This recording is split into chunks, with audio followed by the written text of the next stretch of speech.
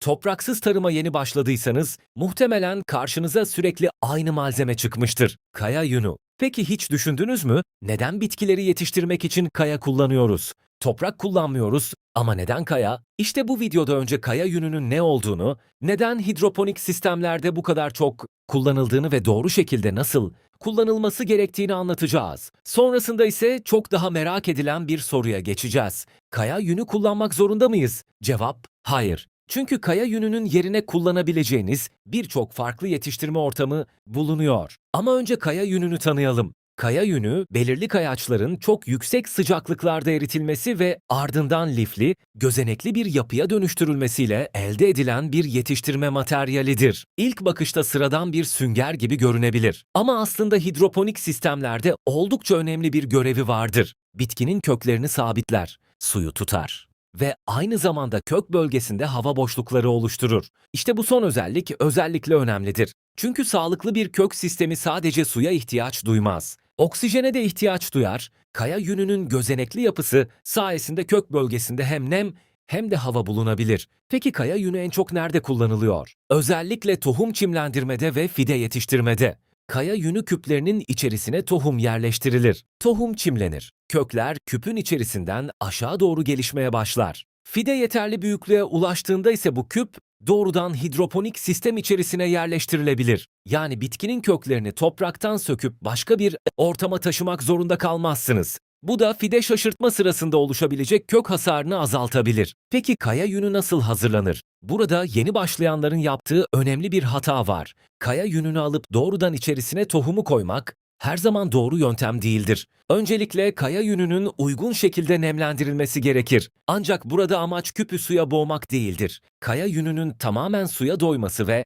içerisinde hiç hava kalmaması istemediğimiz bir durumdur. Çünkü köklerin gelişebilmesi için su kadar oksijen de gerekir. Bu nedenle kaya yününü nemlendirirken ıslak ama havasız olmayan bir ortam oluşturmaya çalışmalısınız. Tohum yerleştirildikten sonra ise nemin korunması gerekir. Ancak yine aynı noktaya dikkat. Sürekli su içerisinde bırakmak, daha çok su, daha iyi gelişim anlamına gelmez. Özellikle çimlenme döneminde fazla su ve yetersiz hava, tohumun ve genç köklerin gelişimini olumsuz etkileyebilir. Bir diğer önemli konu ise pH. Kaya yünü başlangıçta hidroponik sisteminizin pH dengesinden farklı davranabilir. Bu nedenle kaya yünü kullanırken uygun şekilde hazırlanması ve sistemin pH değerinin takip edilmesi önemlidir. Yani kaya yününü hazırlamak sadece su döküp tohumu içine koymaktan ibaret değildir.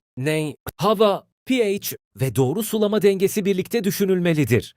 Peki tohum çimlendikten sonra ne olacak? Kökler gelişmeye başlayacak. Fidenin gövdesi güçlenecek ve yeterli kök gelişimi oluştuğunda bitkiyi hidroponik sisteminize aktarabileceksiniz. Burada önemli olan fideyi çok erken taşımamak. Kökler yeterince gelişmeden yapılan transfer genç bitkiyi gereksiz yere strese sokabilir. Ama bir noktada kaya yünü artık sadece bir destek materyali olarak görev yapar. Bitki büyüdükçe asıl önemli olan köklerin suya, besine ve oksijene ulaşabilmesidir. Ve işte tam burada şu soru ortaya çıkıyor. Kaya yünü bu kadar kullanışlıysa neden alternatif arıyoruz? Bunun birkaç nedeni olabilir. Bazı yetiştiriciler farklı materyaller denemek ister. Bazıları daha doğal veya yenilenebilir seçeneklere yönelir. Bazıları ise tekrar kullanılabilen materyalleri tercih eder. İşte bu noktada ilk alternatifimiz geliyor. Hindistan cevizi torfu.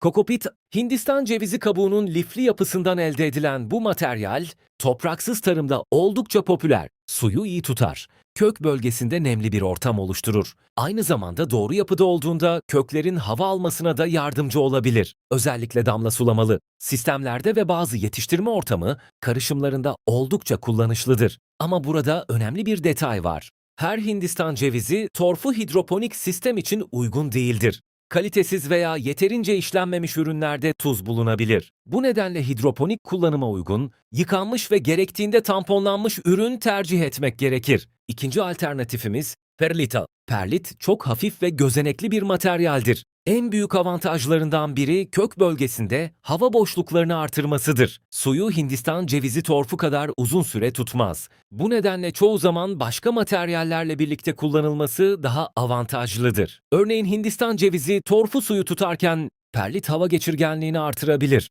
Böylece kök bölgesinde daha dengeli bir ortam oluşturulabilir. Üçüncü alternatifimiz leka. Bunlar hafif kil bilyeleridir. Özellikle hidroponik sistemlerde çok sık kullanılır. En büyük avantajlarından biri tekrar kullanılabilmesidir. Uygun şekilde temizlenip dezenfekte edildiğinde birden fazla yetiştirme döneminde kullanılabilir. Ayrıca suyu fazla tutmadığı için kök bölgesinde hava boşlukları bırakır. Özellikle WC sistemlerinde bitkinin sabitlenmesi için oldukça kullanışlı olabilir. Dördüncü alternatifimiz vermikülit. Vermikülitin en önemli özelliği su tutma kapasitesinin yüksek olmasıdır. Bu nedenle özellikle çimlendirme döneminde işe yarayabilir. Ancak fazla su tutması nedeniyle her sistem için uygun değildir. Çünkü kök bölgesinin sürekli suya doymuş olması oksijen miktarını azaltabilir. Bu nedenle vermiküliti kullanırken miktarına ve sisteminize dikkat etmeniz gerekir. Beşinci alternatif fide süngerleri. Özellikle küçük ev tipi hidroponik sistemlerde oldukça pratiktir.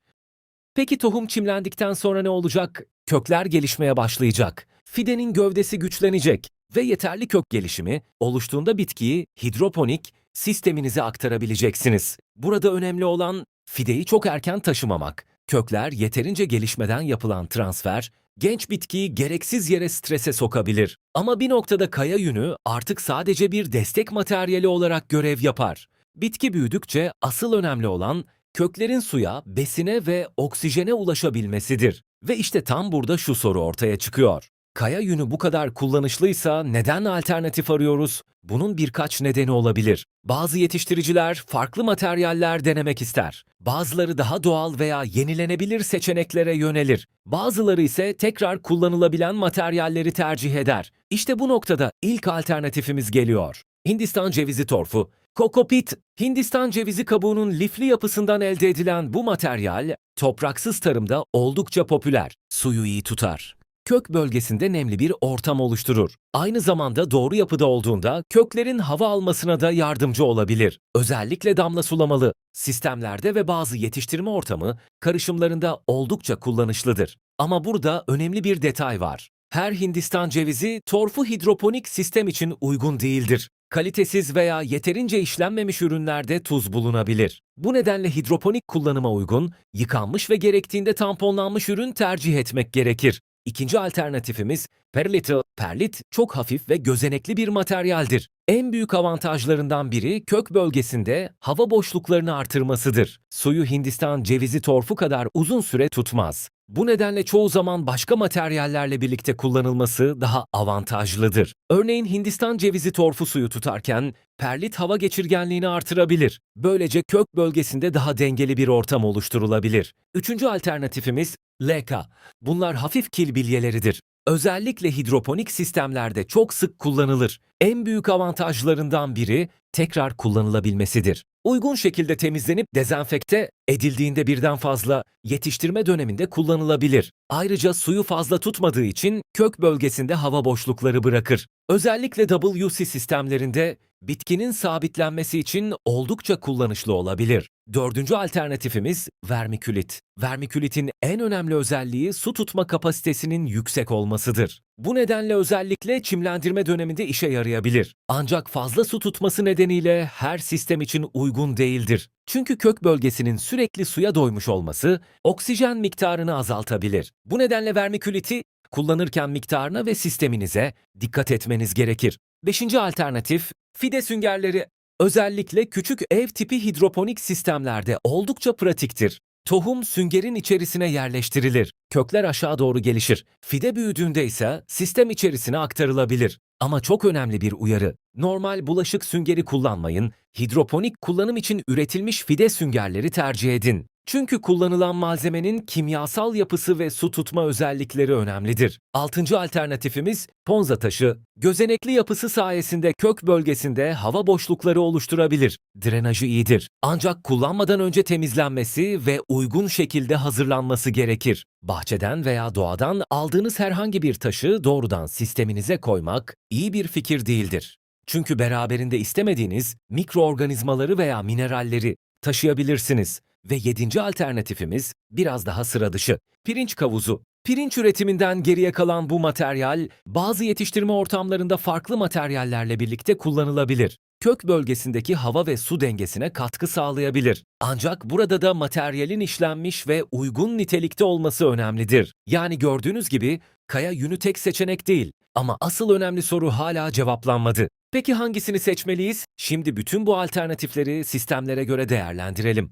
Eğer önceliğiniz tohum çimlendirmekse, kaya yünü, Hindistan cevizi torfu, fide süngerleri ve uygun şekilde kullanılan vermikülit değerlendirilebilecek seçenekler arasında. Eğer kök bölgesinde daha fazla havalanma istiyorsanız, perlit ve leka öne çıkıyor. Eğer tekrar kullanılabilir bir materyal istiyorsanız, leka oldukça avantajlı. Eğer daha fazla su tutan bir ortam arıyorsanız, Hindistan cevizi torfu öne çıkıyor. Peki sistemlere göre bakalım. NFT sisteminde besin çözeltisi köklerin bulunduğu kanaldan ince bir akış halinde ilerler. Bu nedenle çok fazla su tutan bir yetiştirme ortamı her zaman gerekli değildir. WC sisteminde köklerin oksijen alması çok önemlidir. Bu nedenle kökü sabitleyen ve hava boşlukları sağlayan leka gibi materyaller oldukça kullanışlı olabilir. Dutch bucket sisteminde kök bölgesinde daha fazla yetiştirme ortamı bulunur. Burada Hindistan cevizi, torfu ve perlit gibi materyaller iyi seçenekler olabilir. Ama burada çok önemli bir şeyi unutmayın. Tek bir en iyi yetiştirme ortamı yoktur.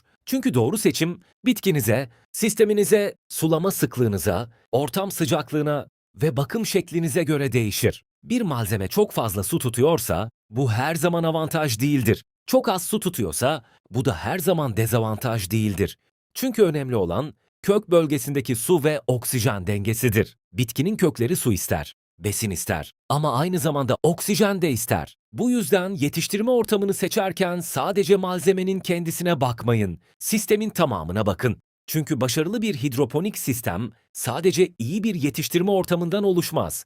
Doğru su, doğru besin, doğru pH, doğru ışık, doğru sıcaklık ve yeterli oksijen hepsi birlikte çalışır ve sağlıklı bir bitkinin hikayesi aslında yapraklarda başlamaz, köklerde başlar. Kökler sağlıklıysa bitkinin geri kalanını yönetmek çok daha kolaydır. İşte bu nedenle kaya yününü veya herhangi bir alternatif yetiştirme ortamını seçerken kendinize şu soruyu sorun. Bu malzeme benim bitkimin köklerine ihtiyacı olan suyu ve oksijeni sağlayabiliyor mu? Cevabınız evetse doğru yoldasınız. Şimdi sıra sizde. Siz topraksız tarım sisteminizde hangi yetiştirme ortamını kullanıyorsunuz? Kaya yünü mü, Hindistan cevizi torfu mu, leka mı, perlit mi, yoksa burada bahsetmediğimiz farklı bir materyal mi? Yorumlarda bizimle paylaşın. Çünkü sizin kullandığınız bir yöntem başka bir yetiştiricinin işini kolaylaştırabilir. Ve eğer topraksız tarımı daha bilinçli öğrenmek, sisteminizi daha iyi anlamak, yaptığımız deneyleri ve öğrendiğimiz bilgileri birlikte takip etmek istiyorsanız,